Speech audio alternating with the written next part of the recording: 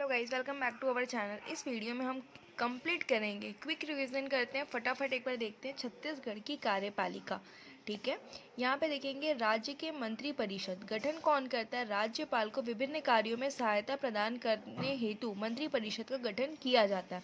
प्रमुख कौन है यहाँ पे, तो मुख्यमंत्री है। मुख्यमंत्री की नियुक्ति कौन करता है, तो राज्यपाल के द्वारा की जाती है। अन्य मंत्रियों की नियुक्ति मुख्यमंत्री की सलाह पर राज्यपाल द्वारा किया जाता है। मंत्री की संख्या अधिकतम 13 मंत्री, विधानसभा का 15%। उत्तरदायी राज्य के विधानसभा के प्रति। मंत्रियों के वेतन भत्ते विधानसभा द्वारा निर्धारित। अब यहाँ देखेंगे प्रशासनिक तंत्र। मुख्य सचिव मंत्री परिषद को सलाह देने हेतु। विभागीय सचिव विभागीय मंत्री को सलाह देने हेतु।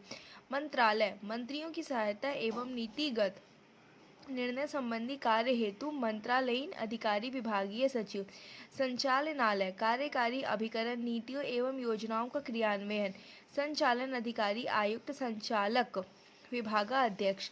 नियंत्रण विभागीय सचिव के नियंत्रण से संबंधित विभागाध्यक्ष कार्य करते हैं। अब यहाँ देखेंगे मुख्य सचिव।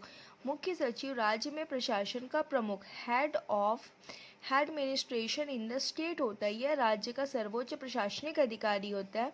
राज्य में मुख्य सचिव की नियुक्ति मुख्यमंत्री द्वारा की जाती है। राज्य सचिवालय के प्रशासन मंत्रिमंडल को जाने वाली सभी फाइलें मुख्य सचिव से होकर जाती हैं। अब ये जो मुख्य सचिव की लिस्ट है, ठीक है, तो इसको फटाफट एक बार देखते हैं। अब यहाँ पर देखेंगे प्रशासनिक पदानुक्रम विभागीय कार्य हेतु। तो ये विभागीय मंत्री, जिसको कंटिन्यू करते हैं उससे पहले वीडियो को लाइक करें, शेयर करें एंड सब्सक्राइब करना ना भूलें, ताकि आने वाली वीडियोस की नोटिफिकेशन आपको मिल सके। अभी यहाँ देखेंगे मंत्रालय। मंत्रालय में क्या होता है, सबसे पहले सचिव, फिर आपका संयुक्त सचिव, उप सचिव, अवर सचिव। संचालनालय संचालक, अपर या फिर अतिरिक्त संचालक, संयुक्त संचालक, उप संचालक और सहायक संचालक।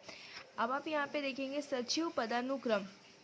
मुख्य सचिव, अपर सचिव, प्रमुख सचिव, सचिव, संयुक्त सचिव, उप सचिव, अवर सचिव।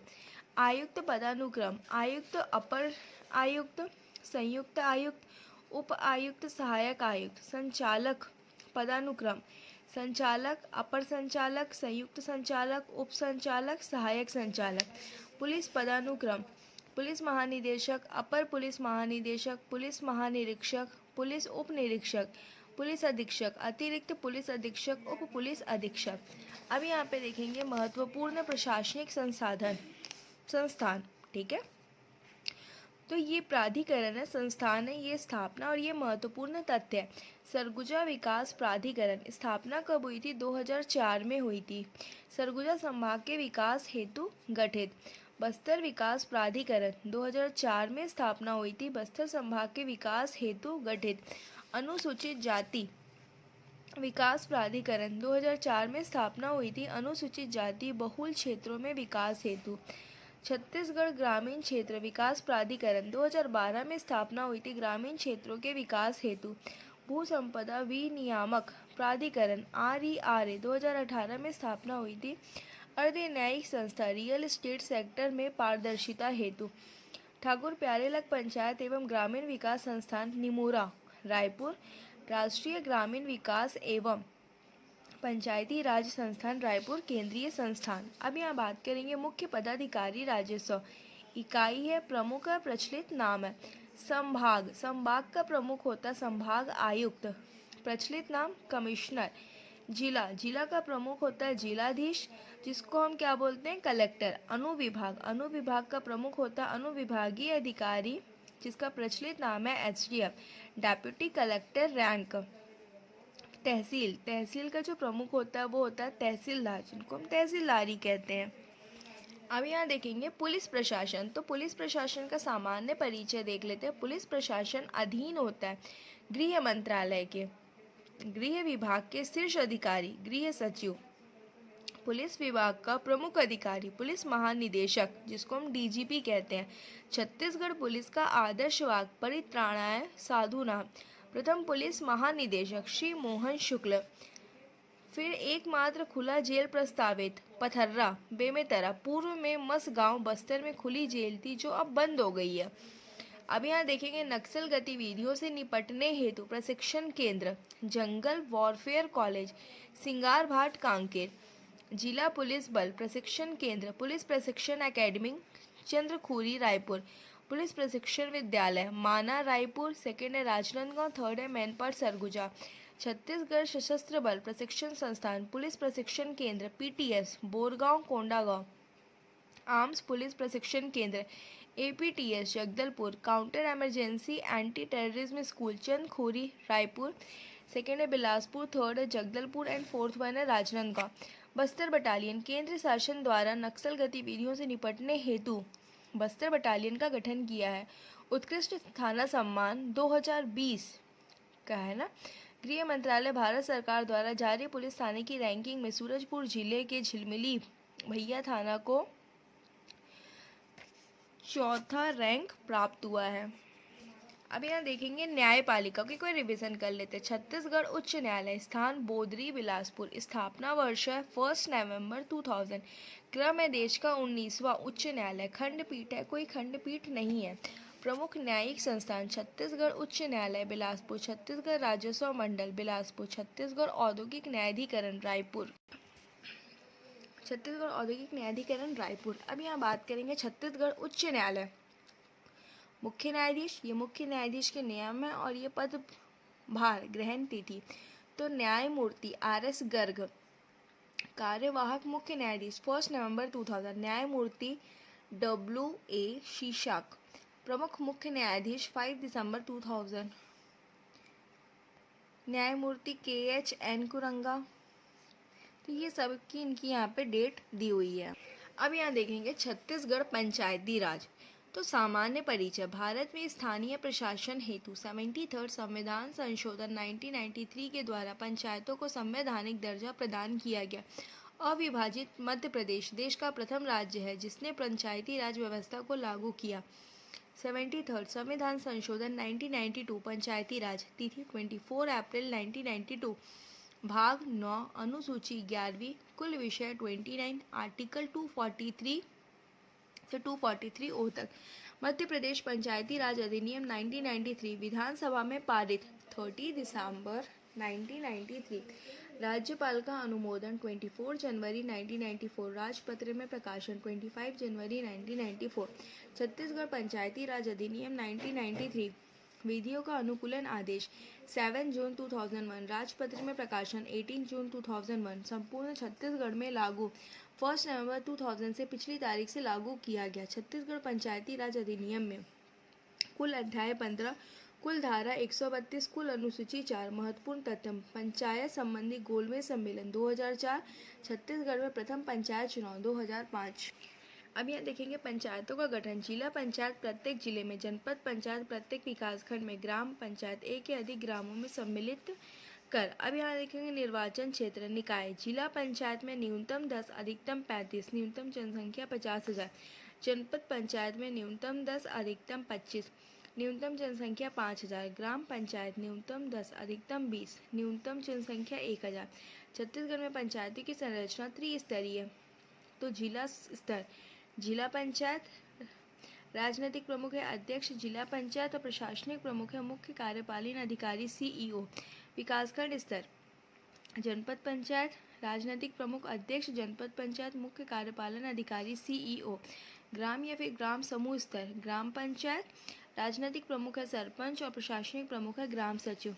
निर्वाचन प्रक्रिया राज्यपाल की अधिसूचना के पश्चात राज्य निर्वाचन आयोग गठन का प्रावधान धारा 42 द्वारा।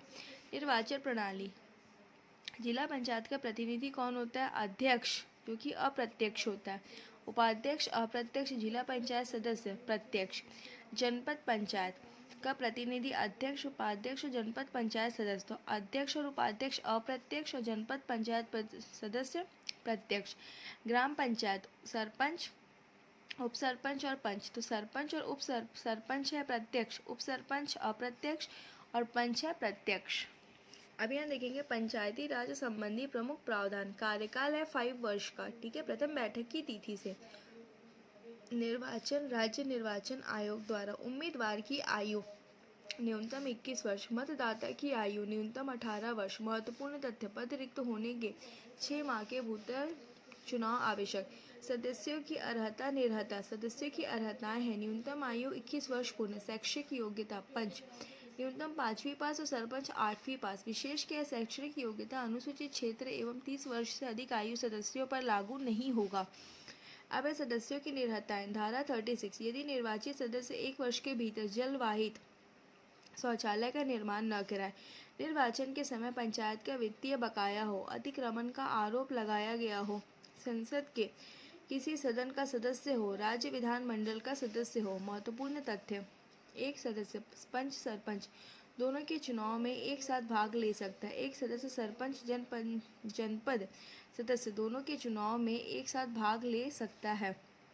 एक सदस्य जनपद पंचायत जिला पंचायत सदस्य दोनों के चुनाव में एक साथ भाग ले सकता है। एक सदस्य सरपंच जिला पंचायत सदस्य दोनों के चुनाव में एक साथ भाग ले सकता है। कोई व्यक्ति किसी पंचायत के पदधारी के रूप में एक से अधिक वार्डों या निर्वाचन क्षेत्रों से उम्मीदवारी हेतु पात्र नहीं होगा। निर्वाचन उपरांत कोई सदस्य एक ही पद पर बना रह सकता है। आरक्षण देखेंगे। आरक्षित वर्ग है अनुसूचित जनजाति, अनुसूचित जाति, पिछड़ा वर्ग, महिला। उपरोक्त तीनों प्लस सामान्य वर्ग से महिला आरक्षण 50%, अनारक्षित सहित प्रत्येक वर्ग में। अब है प्रथम बैठक बुलाना। पंचायत ग्राम पंचायत प्रथम बैठक बुलाते हैं ग्राम सचिव। जनपद पंचायत मुख्य कार्यपालन अधिकारी सीईओ। जिला पंचायत मुख्य कार्यपालन अधिकारी सीईओ। महत्वपूर्ण तथ्य: निर्वाचन उपरांत 30 दिन के भीतर उपरोक्त अधिकारी द्वारा पंचायतों की प्रथम बैठक बुलाया जाता है। अब यहाँ पे शपथ। पंच और सरपंच शपथ प्रदाता कौन है? ग्राम सचिव। संबोधित अधिकारी अनुविभागीय अधिकारी। जनपद सदस्य शपथ प्रदाता मुख्य कार्यपालन अधिकारी। संबोधित अधिकारी कलेक्टर। जिला पंचायत सदस्य शपथ प्रदाता मुख्य कार्यपालन अधिकारी। संबोधित अधिकारी आयुक्त कमिश्नर। पंचायतों का निरीक्षणकर्ता अधिकारी ग्राम पंचायत, पंचायत एवं समाज सेवा संगठक, अनुविभागीय अधिकारी। जनपद पंचायत संचालक पंचायत, कलेक्टर या उसके द्वारा नामित अधिकारी। जिला पंचायत संचालक पंचायत या उसके द्वारा नामित व्यक्ति। पंचायत प्रतिनिधि को पद मुक्ति की प्रक्रिया 5 वर्ष की अवधि से पूर्व भी निम्न आधारों पर पंचायत प्रतिनिधियों को पद मुक्त किया जा सकता है। फर्स्ट, अविश्वास प्रस्ताव द्वारा पंचायत प्रतिनिधियों को वापस बुलाना मीन्स रिकॉल, त्यागपत्र देकर और निलंबन द्वारा। अब यहाँ देखेंगे अविश्वास प्रस्ताव द्वारा पद मुक्ति। अविश्वास प्रस्ताव लाया जा सकता है ग्राम पंचायत में सरपंच उप सरपंच के विरुद्ध, जनपद पंचायत में जनपद पंचायत अध्यक्ष के विरुद्ध, जिला पंचायत में जिला पंचायत अध्यक्ष के विरुद्ध।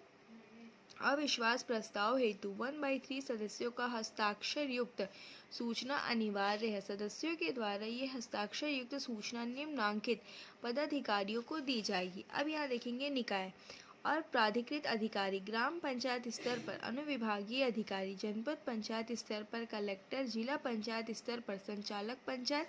संबंधित प्राधिकारी सूचना मिलने के उपरांत 15 दिन के भीतर अविश्वास प्रस्ताव पर मतदान हेतु बैठक बुलाता है। इस बैठक की सूचना 7 दिन पूर्व समस्त सदस्यों को प्रेषित कर दी जाती है। अविश्वास प्रस्ताव के बैठक की अध्यक्षता ग्राम पंचायत स्तर पर नायब तहसीलदार उच्च अधिकारी, जनपद पंचायत स्तर पर डिप्टी कलेक्टर उच्च अधिकारी, जिला पंचायत स्तर पर कलेक्टर अतिरिक्त कलेक्टर। अनिवार्य बहुमत। इस अविश्वास प्रस्ताव पर उपस्थित एवं मतदान करने वाले सदस्यों के कम से कम 3/4 बहुमत जो पंचायत गठन के समय कुल सदस्य संख्या के 2/3 सदस्य से अधिक हो से प्रस्ताव पारित माना जाएगा। अपील का प्रावधान। पदाधिकारी अपील अवधि और प्राधिकृत अधिकारी सरपंच उप सरपंच। अपील की अवधि है 7 दिवस। प्राधिकृत अधिकारी कलेक्टर, जनपद अध्यक्ष उपाध्यक्ष 10 दिवस। प्राधिकृत अधिकारी संचालक पंचायत, जिला पंचायत अध्यक्ष उपाध्यक्ष 15 दिवस। प्राधिकृत अधिकारी राज्य शासन। अपवाद एक्सेप्शनल है। निम्नांकित परिस्थितियों में अविश्वास प्रस्ताव नहीं लाया जा सकता। पंचायत गठन उपरांत 1 वर्ष तक एवं अवधि समाप्ति के अंतिम 6 माह में अविश्वास प्रस्ताव नहीं लाया जा सकता। एक बार अविश्वास प्रस्ताव निरस्त हो जाने पर द्वितीय प्रस्ताव पुनः 1 वर्ष तक नहीं लाया जा सकता।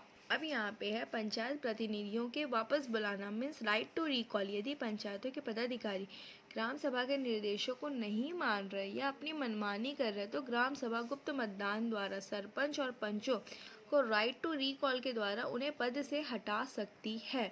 अधिकार ग्राम सभा को किसके विरुद्ध सरपंच एवं पंच। प्रक्रिया आरंभ पदाधिकारी के आधे कार्यकाल के पूर्ण कर लेने के उपरांत। राइट टू रिकॉल की प्रक्रिया ग्राम सभा की कुल सदस्य संख्या के 1/3 सदस्यों द्वारा अभियोग पत्र पर हस्ताक्षर कर विहित या सक्षम अधिकारी अनुविभागीय अधिकारी को प्रस्तुत करेगी। अनुविभागीय अधिकारी ग्राम सभा को मतदान की तिथि बताएगा और गुप्त मतदान की व्यवस्था की जाएगी। अगर मतदान में 1/2 सदस्य पंच या सरपंच को वापस बुलाने के पक्ष के मत देते हैं तो सरपंच का पद तुरंत खाली हो जाएगा।